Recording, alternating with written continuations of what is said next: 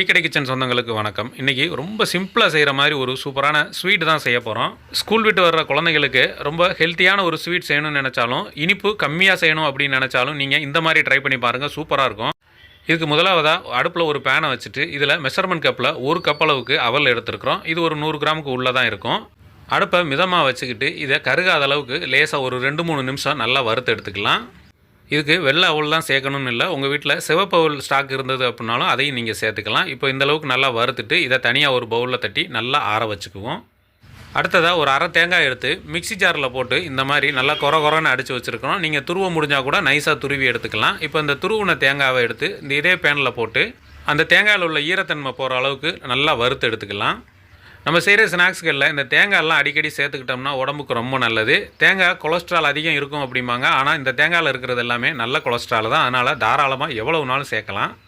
இப்போ தேங்காய் துருவலையும் நல்லா ஒரு 3 நிமிஷம் நல்லா வறுத்தாச்சு. கருக விட்டுற வேண்டாம். இந்தளவுக்கு நல்லா ஒரு பொன்னிறமாக வரும்போது வறுத்துட்டு அப்படியே எடுத்து இதையும் நல்லா ஒரு தட்டில் தட்டி ஆற வச்சிடலாம். அடுத்ததாக மீடியம் சைஸ் மிக்சி ஜார் ஒன்று எடுத்துகிட்டு நம்ம ஏற்கனவே வறுத்து ஆற வச்சுருக்கிற அவலை எடுத்து மிக்சி ஜாரில் சேர்த்து நல்லா கொரப்பாக அரைச்சி எடுத்துக்கலாம். இந்தளவுக்கு அடித்து எடுத்துகிட்டு இது கூடவே நம்ம ஆற வச்சுருக்கிற தேங்காய் துருவலையும் இது கூட சேர்த்துக்கலாம். சேர்த்துட்டு மறுபடியும் ஒரு 2 சுற்று விட்டு எடுத்துக்கலாம்.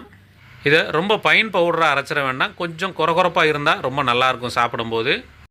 இப்போ அரைச்சி எடுத்த இந்த பொடியை ஒரு சின்ன பவுலில் மாற்றிக்கலாம். இப்போது 150 கிராம் வறுத்த நிலக்கடலை பருப்பு எடுத்துருக்குறோம். நல்லா குண்டாக இருக்கிற மாதிரி நல்லா திரட்சியான பருப்பாக எடுத்துக்கோங்க. அதில் தொலியெல்லாம் உரிச்சிட்டு இந்த மிக்சி ஜாரில் சேர்த்துக்கலாம். இது ஏற்கனவே வறுத்ததுனால நம்ம திரும்ப வறுக்க வேண்டியதில்லை. இப்போ இந்த பருப்பை ஆரம்பத்தில் 2-3 சுற்று மட்டும் விட்டுட்டு கொஞ்சம் பருப்பாக இருக்கிற ஸ்டேஜில் எடுத்துகிட்டு கொஞ்சமாக அதில் தனியாக எடுத்து வச்சுக்கலாம். இப்போ மீதம் இருக்கிற பருப்பையும் நல்லா அரைச்சி எடுத்துக்கலாம். இந்தளவுக்கு கொரப்பாக அரைச்சி எடுத்துகிட்டு நம்ம ஏற்கனவே அரைச்சி வச்சுருக்கிற அந்த பவுல்லே இதை சேர்த்துக்கலாம். சேர்த்துட்டு இது எல்லாத்தையும் நல்லா கலந்து வச்சுருவோம். இப்போ இந்த கலந்து வச்ச அவல், பருப்பு, தேங்காய் பொடி எல்லாமே ஒரு பக்கம் அப்படியே இருக்கட்டும். அடுத்ததாக நம்ம இதுக்கு இனிப்பு ரெடி பண்ண போகிறோம். இப்போ இதுக்கு பாகு காய்ச்சறதுக்கு அடுப்பில் ஒரு பாத்திரத்தை வச்சு இதில் ஒரு 200 ml தண்ணி சேர்த்துக்கலாம். நம்ம சொல்லியிருக்கிற அளவுகளில் கரெக்டாக பண்ணுங்கள். அந்தளவுக்கு பண்ணாலே உங்களுக்கு சரியாக வரும். இன்றைக்கி நம்ம இனிப்புக்கு பார்த்திங்கன்னா வெல்லம் தான் எடுத்துருக்குறோம். நல்லா மஞ்சள் கலரில் இருக்கிற மாதிரி வெல்லம் எடுத்து ஒரு 200 கிராம் எடுத்து நல்லா நொறுக்கி வச்சுருக்கிறோம். நொறுக்கி இதில் சேர்த்துக்கலாம். நம்ம வெல்லம் மஞ்சள் கலரில் சேர்த்தோம் அப்படின்னா நமக்கு கிடைக்கிற அந்த ஸ்வீட் பார்த்திங்கன்னா மஞ்சளாக கிடைக்கும். கொஞ்சம் ஒரு வேளை டார்க்காக உங்கள் வீட்டில் வெல்லம் இருக்குன்னா நீங்கள் சேர்த்துக்கோங்க. அதுக்கு தகுந்த மாதிரி தான் கொஞ்சம் டார்க் கலரில் கிடைக்கும். நீங்கள் நாட்டு சக்கரை இருந்தாலும் சேர்த்துக்கலாம். இப்போ நம்ம சேர்த்த வெல்லம் எல்லாமே நல்லா கரைஞ்சி ஒரு கொதி வந்துருச்சு. இந்தளவுக்கு வந்த உடனே ஸ்டவ்வை ஆஃப் பண்ணிடலாம். பாகு பதம்லாம் எதுக்கும் தேவையில்லை. அடுத்ததாக அடுப்பில் ஒரு கடாயை வச்சுட்டு நம்ம காய்ச்சி வச்ச பாகை அப்படியே வடிகட்டி அதில் சேர்த்துக்குவோம்.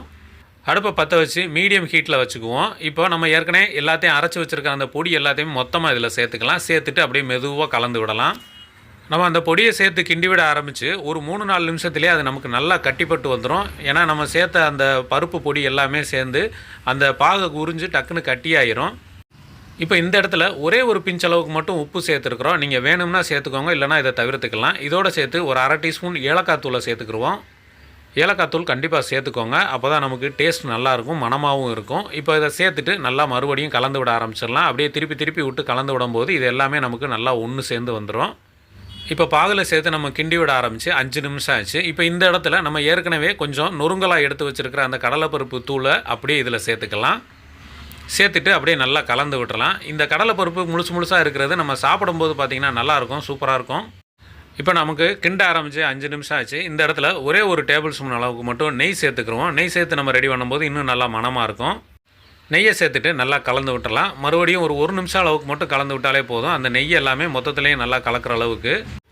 இப்போ அவ்வளோதாங்க, கலந்து விட்டாச்சு. இப்போ இந்தளவுக்கு ரெடியான உடனே நம்ம ஸ்டவ் ஆஃப் பண்ணிடலாம். ஸ்டவ் ஆஃப் பண்ணிவிட்டு இந்த மாதிரி அனல்லாம் அமர்த்தி விட்ருங்க. லேசாக சூடு ஆறட்டும்.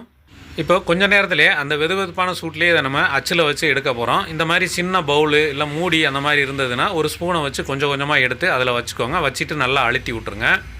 இந்தளவுக்கு நல்லா பரப்பி விட்டுட்டு அப்படியே ஒரு தட்டில் தட்டணும் அப்படின்னா நமக்கு அப்படியே செட்டாக வெளியில் வந்துடும். இது நம்ம கடைகளில் வாங்குற மாதிரி ஒரு டிசைனுக்காக தான் இந்த மாதிரி ரெடி பண்ணியிருக்கோம். நீங்கள் அப்படி இல்லை அப்படின்னா சின்ன உருண்டைகளாக கூட போட்டுக்கலாம். இன்னும் நல்லா சூப்பராக தான் இருக்கும். இப்போ மீதம் இருக்கிறதையும் இதே மாதிரி அச்சில் வச்சு எடுத்துக்கலாம். ஈவினிங் டைமில் இந்த மாதிரி நீங்கள் செஞ்சு கொடுத்துட்டீங்க அப்படின்னா வச்ச நேரத்தில் எல்லாமே காலி ஆயிரும். அந்தளவுக்கு இதோட டேஸ்ட் பார்த்திங்கன்னா அல்டிமேட்டாக இருக்கும்.